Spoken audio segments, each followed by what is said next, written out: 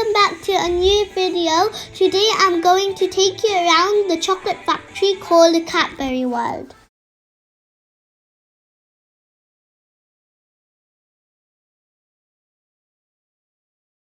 As you can see, he is telling us a little story.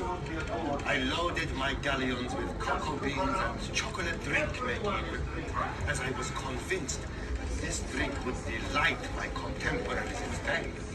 However, the voyage was not without risk, as English and Dutch pirates were constantly attacking and capturing treasure ships. I found a treasure. What's this? This is just bags of seats and drop-ins. Get rid of it. What sort of treasure ship is this?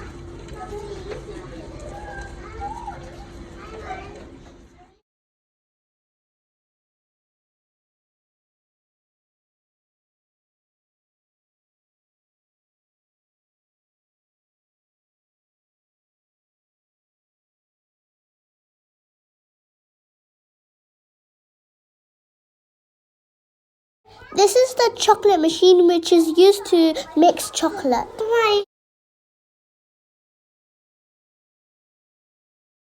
And here we got to see a movie of how chocolate was made, which we as Quakers strongly disapprove.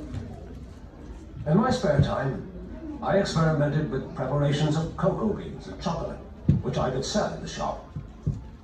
Soon I had to rent a warehouse in nearby Crooked Lane, where I could manufacture these products on a larger scale.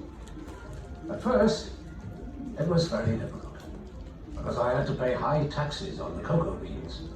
And then, on top of all that, I had to move out of Crooked Lane and into another factory, here in Bridge Street. That's when my brother Benjamin told me, and together we formed Cadbury Brothers. With more space, we could now prepare a cocoa powder and an eating chocolate that could be packed and sold. Soon after, my eldest son, Richard, joined the company. Having Richard with us made all the difference. He saw to it that the quality of our cocoa improved, introduced new products, and even opened a shop in London. Our efforts were rewarded when we received our first royal warrant from Queen Victoria. That was when my younger son, George, joined us. George introduced many benefits for the workforce, such as half-day holidays, a sick club, and many improvements in the factory. And Richard, your new designs for our packaging were a huge success. Well, we had to try something different, just to get ourselves recognized, Father, as we were still a small company. Our aim was to manufacture only the highest quality cocoa and chocolate. I know, but I could tell you some stories of less scrupulous producers who added brick dust to their cocoa. Ours was still gritty, but we only added sugar to take away the bitter taste and starch to absorb the fat. However, George had heard of a new kind of cocoa press.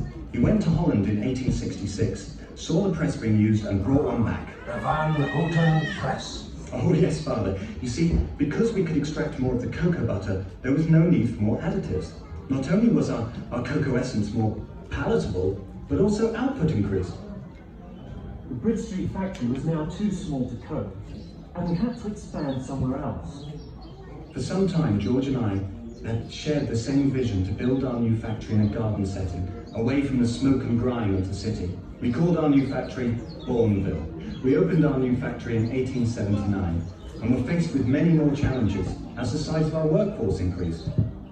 As the company prospered, we introduced bonuses, such as payment for output and punctuality, a 5.5-day week, pension schemes, works committees, training, and many other benefits.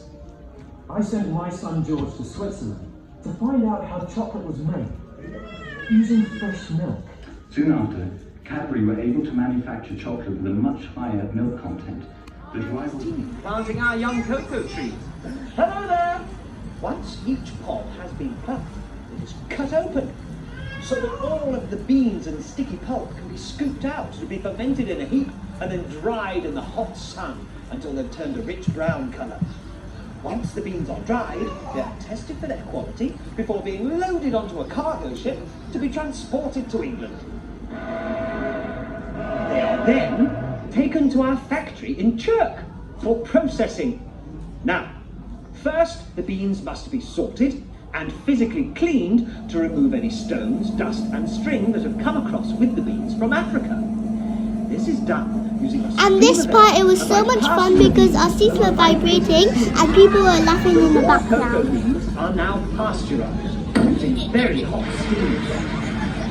Green cocoa beans are now taken to be roasted. Revolving tubular gas-fired ovens. The beans are then cooled and are ready to have their shells removed through a process called winnowing. This is done by passing the cocoa beans over a series of vibrating trays and hitting them with breaker irons. The shell is then blown away and the remaining pieces of bean are called nibs. The nibs are now ground up in large mills.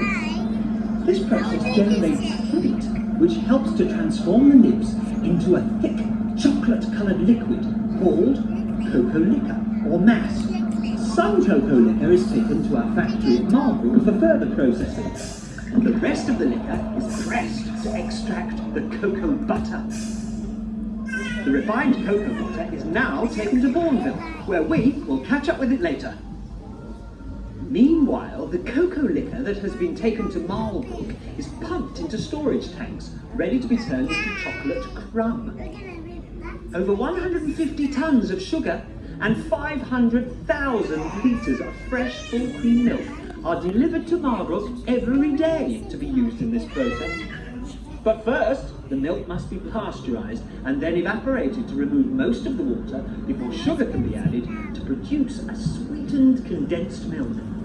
The liquid milk and sugar solution is now heated again before the cocoa liquor from Chirk is added and thoroughly mixed to create a thick paste. This is the history of the chocolate factory.